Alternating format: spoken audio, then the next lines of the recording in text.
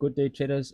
Bitcoin here from AutoX Capital, and I want to give you today's quick pre-New York fundamentals overview on what has been moving gold and what is likely to move gold in today's New York session. Remember, gold is still a safe haven, and that being said, this is not financial advice. I'm simply doing this for training purposes only. And that being said, let me read our first article. Remember, today is the 2nd of September 2025. It says gold price vaults past $3,500 to new record, right?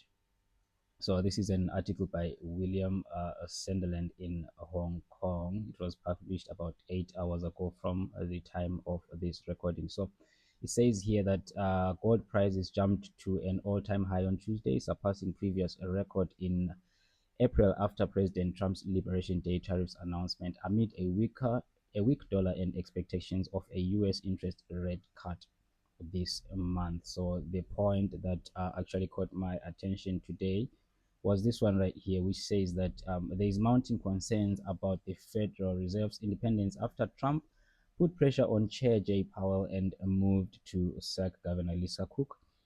And these concerns have fueled the most recent rally. So investors are worried inflation could rise if interest rates are cut because of political pressure. So yesterday I did have a few friends asking me, what is this Federal Reserve independence? So I'll just give you a quick Google definition. It says that Fed independence rather is the Federal Reserve's ability to make monetary policy decisions without political interference or pressure from the president or Congress, allowing it to focus on its goals to maximum employment and price stability. So that's just what it is. It means that all what is happening now is generally weighing on the dollar. Therefore, gold remains a strong safe haven. So I'm now going to read the second article, which is by John Zade, and it was published right today. So this is from the Discovery Alert channel. So it says that foreign central banks now hold more gold than U.S. treasuries. As we all know, for the past decades, actually central banks have been buying gold, and it has been acting as a great safe haven. Remember, it says here that the shift in gold in global reserves, why central banks are choosing gold over U.S. treasuries. So it says central banks worldwide have fundamentally altered their reserve management strategies, with foreign central banks holding more gold than U.S. treasuries for the first time since 1966, right? So I'm just going to scroll down just a bit here to show just a few examples. Here it says that the pace of gold has accelerated dramatically in recent years. Central banks have been purchasing gold at a historically high rate, with annual acquisitions reaching unprecedented levels. So the aggressive buying pattern represents more than double the average of annual purchases observed in the previous decade. So here you can see, just here it says, let me just scroll a bit up so I get to the point where you can see that these major banks are buying gold at a dramatic rate. Here it says that China has significantly increased its official gold reserves in recent years, as documented in their State Administration of Foreign Exchange reports. The People's Bank of China has made regular announcements on gold purchases, demonstrating a systematic approach to building reserves, right? And there is another point that I saw here earlier.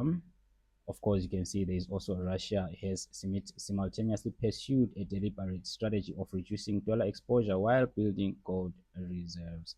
Turkey, India, and several other Middle Eastern nations are generally doing the same thing. So basically, gold is a strong safe haven at the moment, and us being bullish even in today's New York session is generally from all this that I'm reading over here. I don't have to keep going lower because it's just going to be a repetitive thing. So that being said, let me quickly go to the charts and show you the levels that I'm expecting to take my buys from today and see how the market behaves. Right. Yesterday, remember, I did speak about this 34.72, 34.68 level as my holding level. And as you can see, as soon as New York came along, price didn't actually even hold any, rather go any lower. from these levels, but instead it shot up all the way to 35.08. It didn't immediately move. It actually stalled here a little bit, and then as soon as the Asian session came along, price did push to the upside, and we were able to make our gains from there. And coming into today, I'm still looking at the same levels really. As you can see right here, price actually did reject the 34.72 area, 34.62, rather 34.68, 34.72 area here, and has been pushing up through the London session. And in case this level doesn't hold, because this is simply just a demand test to see if there's still any more demand at this level here. But if it happens that price pushes down below this level, and therefore I'm looking at the 34.58 and 34.62 level. If this level doesn't hold, therefore I'll be looking at my 34.42, 34.38 level as my last level to collect my, to rather take my buy entry. So I'm bullish on gold. I'm not looking to be selling at this moment in time.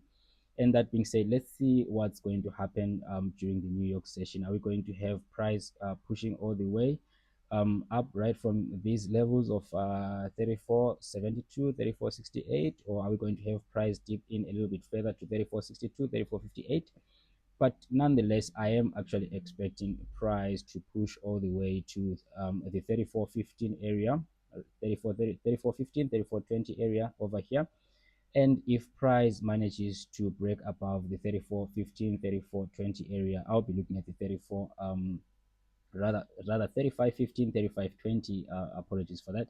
I'll be looking at the 35 48, rather 35.48 to 35.52 level right here, because this is where I'm expecting to have a larger, or rather a thicker liquidity coming into the market right around this place. So we'll be watching the 34.72, 34.68, 35.20, 35.15, and the 35.53, 35.48. But if price does dip, we'll be looking at the 34.62, 34.58, and 34.42, 34.38 levels to hold price to the upside. And that being said, be patient, and all the best in today's New York session. And that being said, happy trading, and see you again soon. Cheers, bye.